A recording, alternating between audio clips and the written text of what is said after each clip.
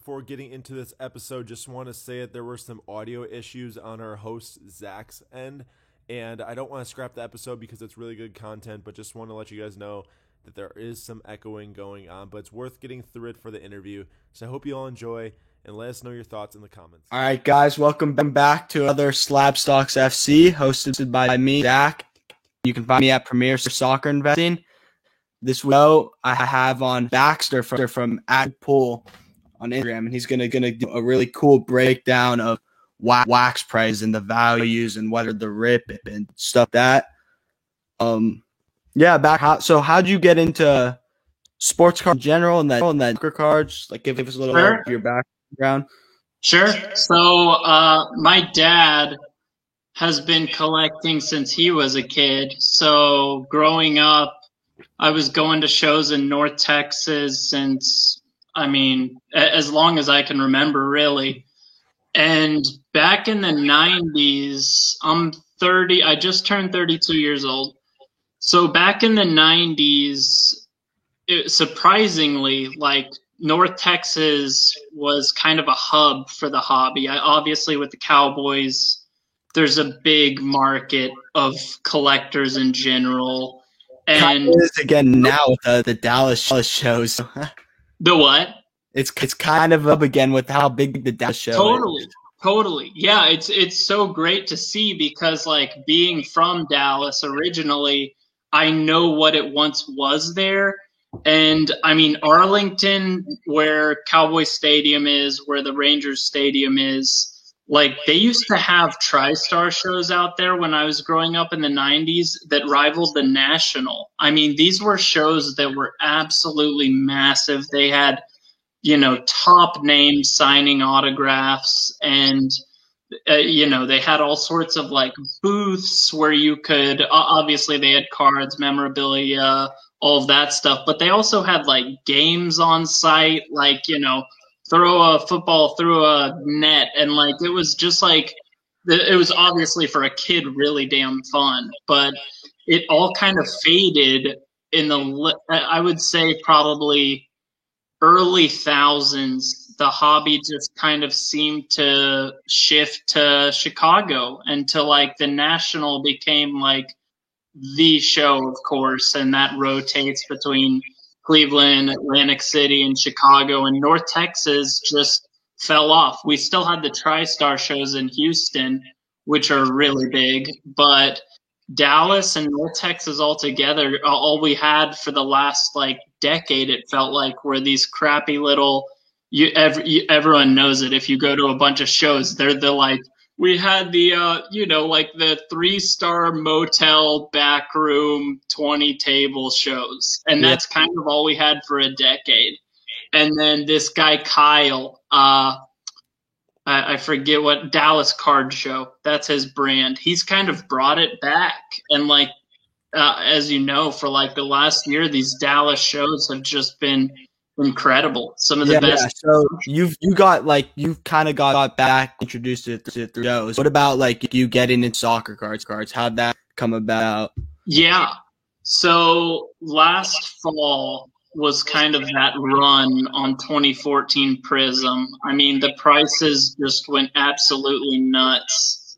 And at the time, I was mostly just basketball and football. That was pretty much my whole collection. I dabbled in prospecting with baseball, but the way I saw it in 2020 was just baseball prospecting. There's so much risk, and there was so much just certain easy money to be made playing the off-season, preseason game where you buy off-season, you sell before the season starts. With basketball and football, that's really all I was doing for the last 5 or 6 years. And then fall of 2020, I started seeing soccer prices just going crazy. And I just kept exploring the idea and talking out loud with friends who have been in the hobby forever, just about what could potentially happen in that space. And of course, it was just a flash in the pan as it happened in the fall. Everything, those Prism 2014 PSA 10, just the bases were at 4K over literally overnight. And then they, by December, came back down to like $500, $600. So I was kind of left wondering what happened. Because I bought quite a bit. Fortunately, I got in before the huge rise in prices because I kind of thought there was a lot of opportunity there. But once they came back down, I didn't change my mind. I still saw it as I'm sure a lot of people have seen the charts. I forget who posted it. It might have been PWCC or someone big, but they posted that growth chart. Yeah, eBay, the 1500% growth. Yeah. And that's still nothing compared to what it's going to be. Exactly. And like what I wanted to, something I noticed on there was just how much room there is in Europe and Asia. Those markets just have Europe, like particularly more so, I think, just hasn't even been touched by the bug yet. And I think there is just a ton of opportunity for Europe to grow. And Europe, they're going to be getting more allocation of product. Exactly. I was really hoping that this EPL release, the Prism release, would go retail. I was talking with Niam about that, and he thought for a bit that they might get a retail release, and they didn't. But I think that Panini sees the opportunity there. I think a lot of the producers do. And, like you said, they're going to be getting bigger allocation. They're going to market more. I'm confident that Ken Golden, who's also kind of touched on this, sees the opportunity for international growth, and that his platform that they're building is going to really try to focus on growing the hobby internationally. Yeah, well, so we're talking about a product. I think it's a good segue into. I mean, you did a great breakdown of wax on your story, but thanks, dude. I want to get this. I saw it. I have to get you on the podcast because this is something that everyone can appreciate. So, how about we start and dive right into it? Just get down for me and for absolutely. Our listeners. So basically, I've kind of owned. I broke down. It's 4 boxes, and these are all boxes that at some point or another I've owned. And to me, they're all important products. We're taking a look at 2003 Topps Chrome basketball. We're looking at 2000 Bowman Chrome football, 2012 Prism basketball, and now 2006 World Cup, Panini World Cup. Not the stickers, the cards. Which have been going nuts recently. I mean, yes. Yeah. I mean, the values have got, you've seen it, I'm sure. It's the singles alone. I mean, do you have some of the numbers off the top? Yeah, we just put out a post today with Slapstocks FC on it. The Messi PSA 10 is now at 15K. The Ronaldo's at 11K. And we're at 5K for the Messi at the end of December, 4K for the Ronaldo at the end of December. So yeah, we're 170% growth for both of those cards. So it's unbelievable. And they're important cards, If you look at, I like to draw an analogy to, if you look at Mbappe, the card that a lot of people like is the Prism. And it's not like it's his rookie, it's his World Cup debut card. And I think that you can draw a parallel there between obviously his sticker is his true rookie, the 2016 sticker, and the Panini Prism card is kind of that World Cup debut. So in my mind, whereas like Messi Mega Cracks, Ronaldo Mega Cracks, those are the rookies. These are that World Cup debut. So I think they're equally as important. But we'll get into this, I guess. Let's see it. Let's see Let's see what's going on with the wax. Okay, so melting down wax. There's my clever title for this. Okay, so I really do think that as wax is concerned, this is one of the best purchases that you can make. 2006 World Cup right now. The 2 factors that I'm looking at here are the EV the expected value and the market value. The expected value is if I bought this box and I ripped it today, get it in the mail, rip it, pull out the best cards, grade the best cards. What the sum of that is the expected value. It's basically what am I going to get in return if I rip this box? The market value, of course, is what the box is going to sell for. The way that I was able to, getting to that number, the EV, was not easy. I had to watch a lot of breaks online. I had to comb through a lot of forums online. I basically had to get an adequate sample size to show what can you expect if you're ripping a box, but also what can you expect submitting the best cards for grading, which, you're kind of looking at PSA pop reports. You're looking at anecdotally if people say that out of the product, are there like a lot of flaws? For the 2000, sorry to interrupt. No, please.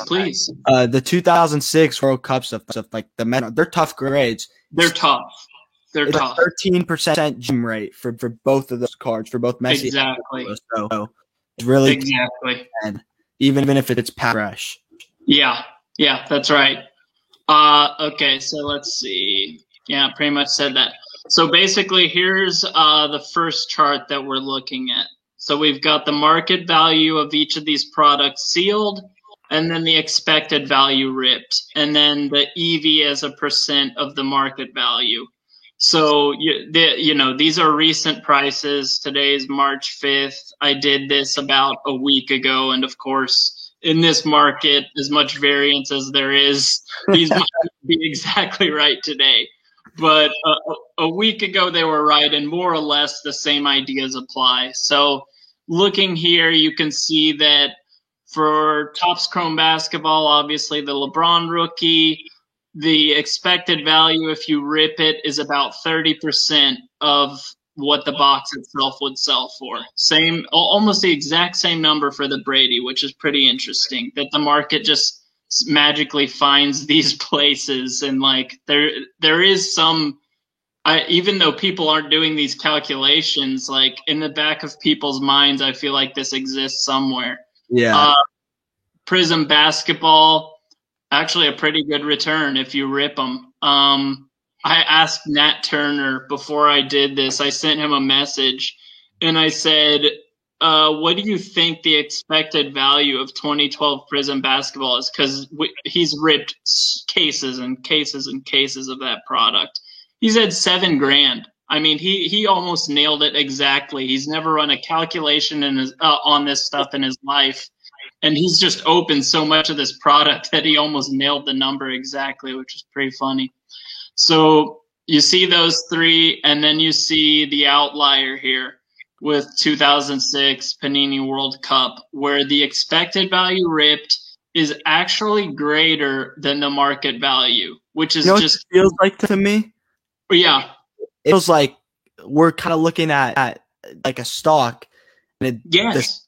2006 Panini World Cup, like you could execute almost like what happened with GameStop. It was a short piece. It was like yes, totally. It was over 100% of share shorted for GameStop, and that's why you saw that huge. This is like a similar thing. If the expected value is greater than the market value, exactly.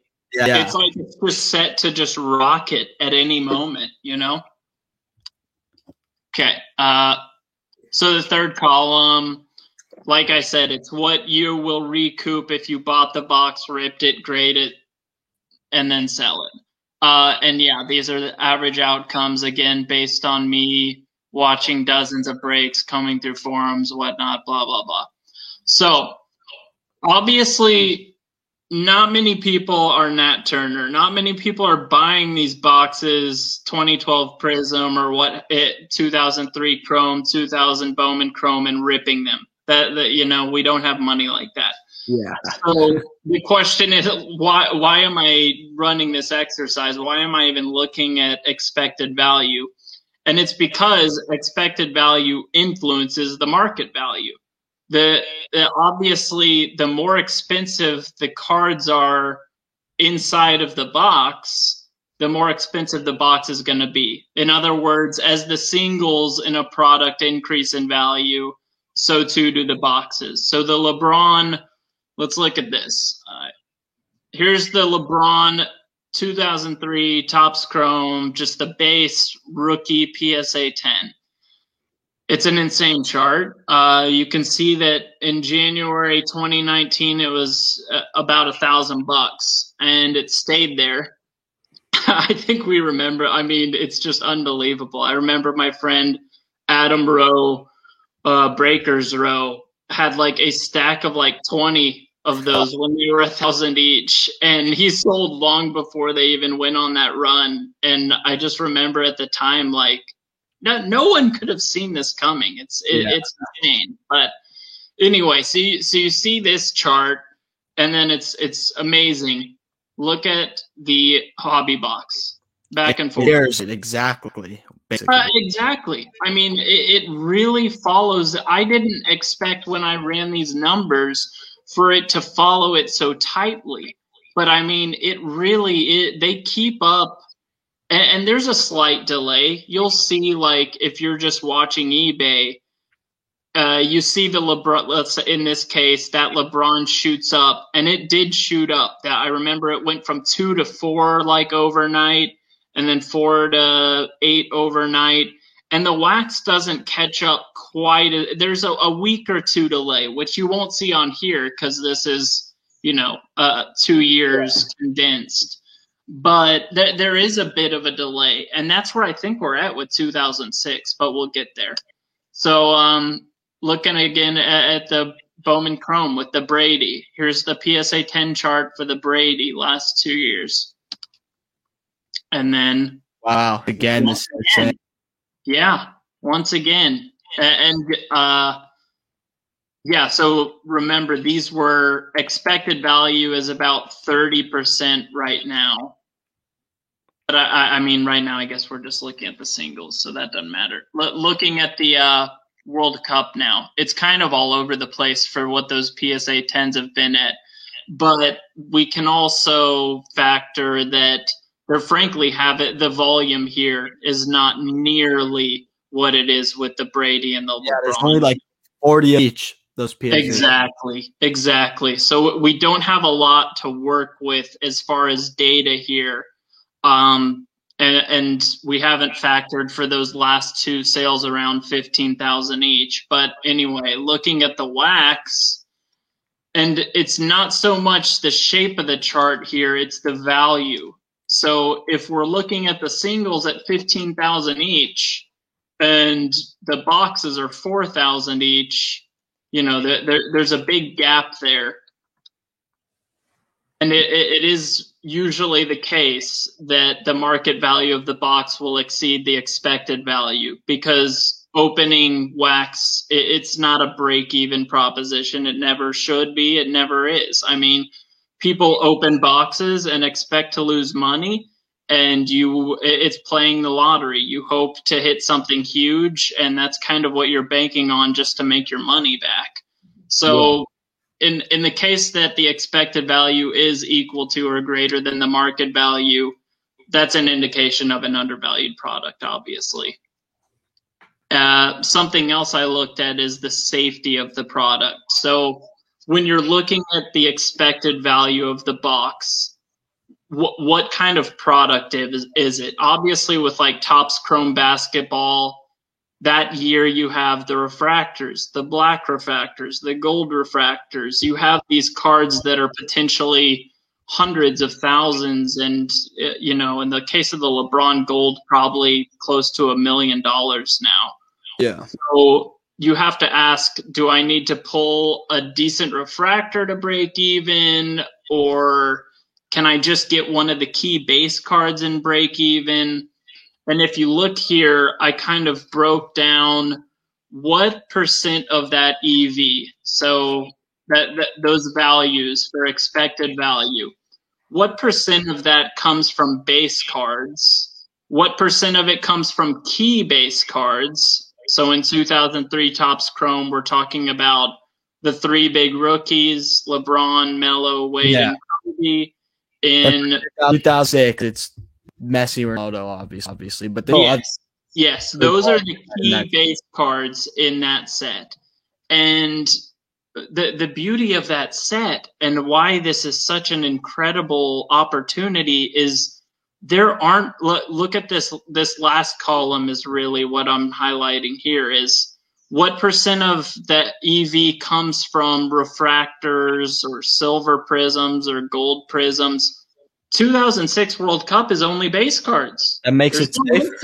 Yeah. You don't need to have the low pack odds that have hidden guys. That's exactly right. You're going to hit a Messi or Ronaldo in pretty much every box, and in a lot of boxes you're going to hit both or two of them. Yeah. So and there's other guys like R9 cards going up. I think there's this Zlatan cards, a lot of value. A lot of guys are guys that too. So you don't even just need to rely on Messi and Ronaldo. They're good players to hit out of that too. Exactly. And that's kind of what those first two columns are showing. Like the key base cards are obviously Ronaldo, Cristiano, and Messi. But you also have all those guys that you just said. So 42% of the expected value of that box is all those other guys.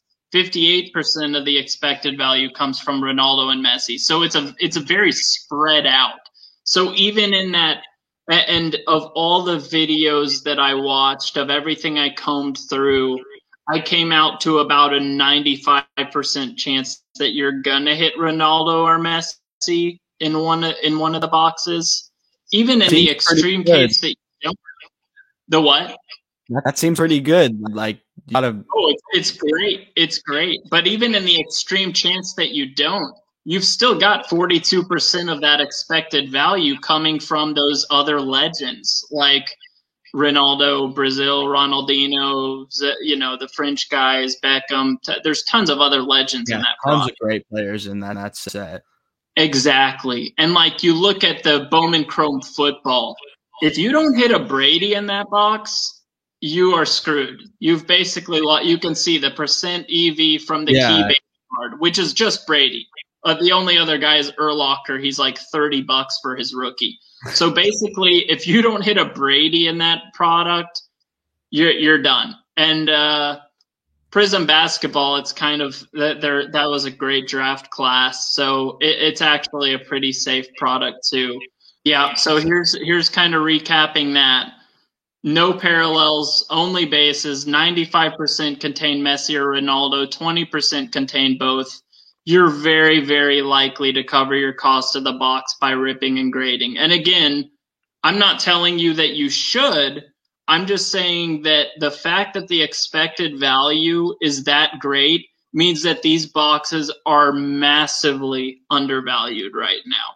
The market value should exceed the expected value by whatever multitude. Okay, so with that information in my mind, what are you doing? Like if you have 3,000 or however much the box is right now, $3,500. If you buy the box, are you gonna rip it or are you gonna hold it, keep it sealed? What are you doing? See, that's the predicament, right? Like I'm sitting on a few of these boxes and I can't make up my mind just because the singles are moving so fast. Like we've said, I mean, just at the time that I bought these boxes 2 weeks ago, the highest sale for a PSA 10 at the time, I think was like 9 or 10K. And today it's 15. Yep. And but the boxes, the wax hasn't moved as much yet. So that makes me lean towards ripping and grading.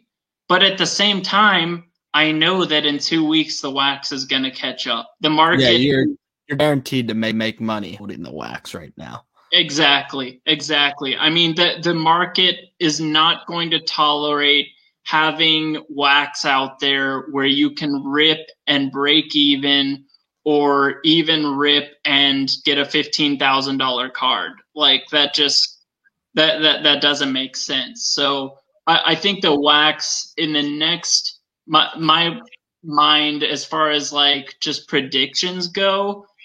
I'm thinking mid-March, we're consistently at $4,000 a box. I'm thinking, so April 1st to me is a really important date for the soccer hobby because baseball starts April 1st. And once a sport starts, everyone looks for the next thing. It's like our attention span is zero. But baseball just, I don't know if like we've seen baseball get some juice recently, but I don't know if they have the momentum to. I don't think that's really a concern for the soccer market. I really don't. No, I mean it as a good thing. I mean it as a great thing because what we saw with basketball is once basketball started, baseball started to pick up. It's like once baseball starts, everyone is looking for the next thing because it's no longer the hype disappears once it starts. Yeah, so that's a good point. The next thing is soccer. I mean, we're going to be in the middle of the Champions League tournament where we've got Euro coming up. I mean, I just think once baseball starts, Americans who we need to really bring these values up even more are going to say what's next, and they're going to look to soccer. I'm very confident of that. Yeah, that's a good. And I think I just want to highlight one other thing about this is so this information, it's not like this like catch secret. If you like do the research and you watch the breaks of boxes, you see what places are going for. This is something you can do on lower end boxes and find where the value plays are both for ribbon and for home. Especially like you can find probably a $500 box right now that should be a $1,200 box. Just the same kind of. You got to do the work. Like this is, I think, a really important episode. Like showing how to kind of find those market inefficiencies. And the thing is, you don't even have to go in and do the math. You can kind of just do eyeball tests with this. I mean, if you're watching breaks and you see the key base card being pulled in every box, you can kind of go look at the pop reports, figure what your chances are of getting a good grade, and just kind of do the math in your head. You don't have to do what I did and spend 12 hours inside of Excel to do this. Like, just kind of look for these opportunities. This, to me, is one of the best ones. So you don't even have to do that. Just go buy a 2006 World Cup. Yeah. But it's out there. The opportunities are out there. And I think with soccer, just because it is such a new emerging market within the hobby, you're going to find a lot more opportunities than you would with the other sports. Yeah, I agree with that. So we should wrap this up, I think, here. Just everybody, like, where can you again? What are you doing going forward? Just like a quick, 1 minute. Yep. Yeah. Okay, so I'm going to this Dallas show coming up March 15th. Really looking forward to that because last show soccer was picking up, and I think this show is just going to be, people are going to be looking for it. So that I'm really looking forward to that. I'm on Instagram at goodpull, G00DPULL. If you've got any questions about this, or if you just want to talk about soccer, I'm happy to do that. Like I said, been in the hobby for a long time, so I'm always happy to talk about this stuff. But yeah, I think that pretty much sums it up. Yeah, thank you so much for coming on. This will be Zach, thank you. I think it'll be a really good episode, and people can find a lot of value, a lot of nugget of this. So I hope so. All right, man. I appreciate it.